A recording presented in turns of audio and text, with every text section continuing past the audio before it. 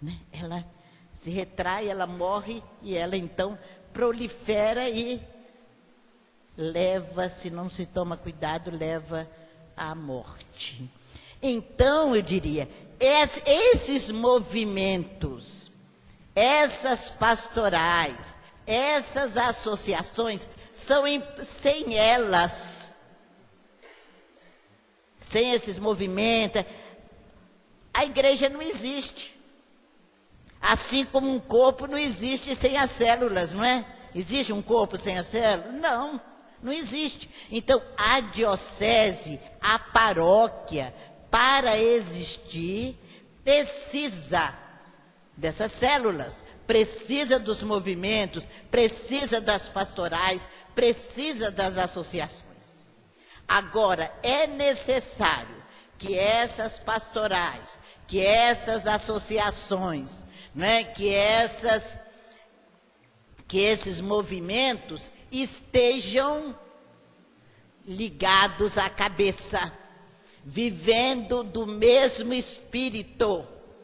Porque, na realidade, o que faz uma célula morrer é ela não ser alimentada, não é?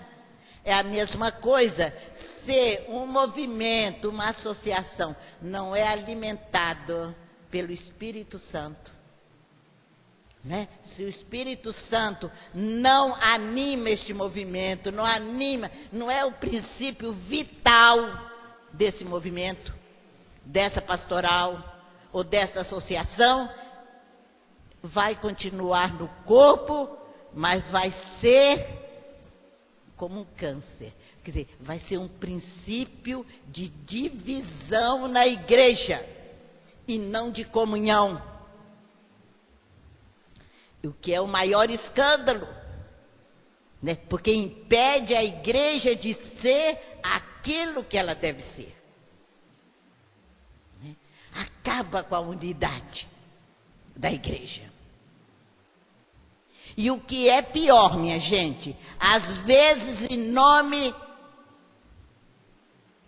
do próprio Deus, do próprio amor, né, de Deus, do próprio Espírito.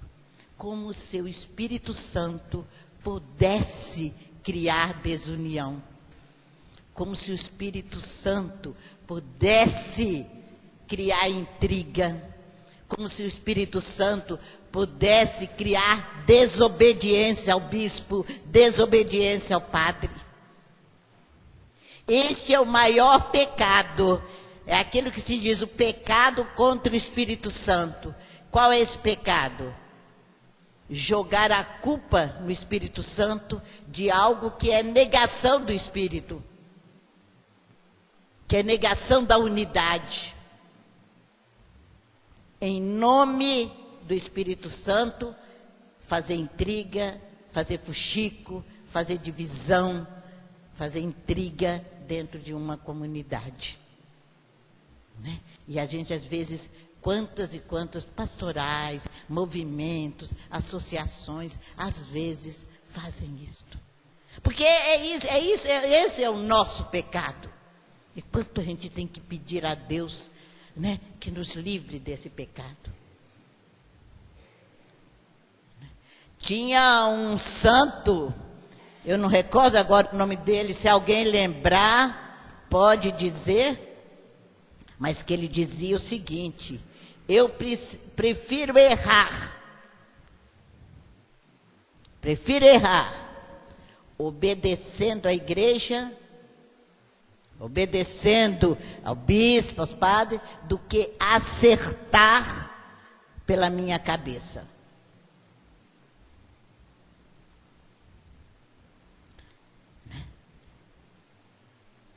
Porque, de repente, às vezes, o que eu julgo que é um erro, na verdade, não é um erro. Né? Porque Deus sabe como agir. Porque muitas vezes a gente julga por aquilo que a gente conhece. Mas as maiores coisas nós não conhecemos. Só Deus conhece o mais profundo das pessoas. Por isso que, aliás, Jesus diz, né? Não julgueis.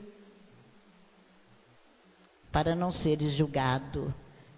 E ele, Jesus mesmo, enquanto pessoa, ele nunca julgou. Lembra que aquela prostituta que estava ali, e ele diz, eles não te condenaram, eu também não te condeno, eu não julgo, vai aí não peques mais. Eu não julgo ninguém.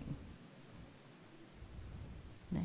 Então, a gente tem esse cuidado, né? A gente falava na nossa pastoral, no nosso movimento, no nosso grupo, na nossa família, seja onde for, como é que eu procuro criar a unidade?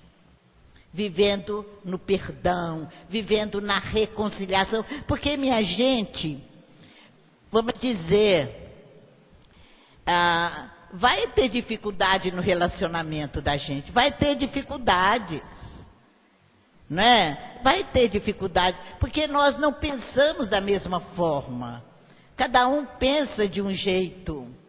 Por isso que é importante, lembra quando a gente fala na questão da evangelização, que a evangelização tem 4 exigências.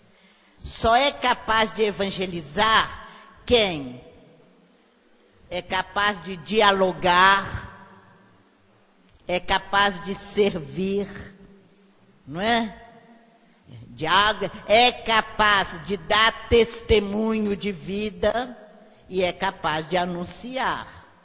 Então, as dificuldades que tem, e sempre tem, elas devem ser resolvidas no diálogo, até se chegar a um consenso. Nós não chegamos no consenso, é por isso que tem o padre na paróquia, é por isso que tem o bispo na diocese. Não se chegou a um consenso, vamos conversar ou com o coordenador do nosso pastoral, ou com o padre, ou então com o bispo. Mas nunca, jamais provocar divisão.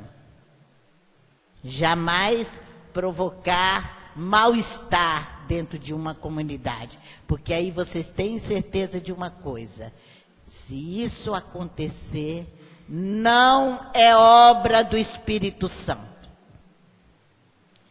O Espírito Santo nunca está na divisão. O Espírito Santo nunca está na maledicência. Nunca está na intriga. Nunca está na rebeldia.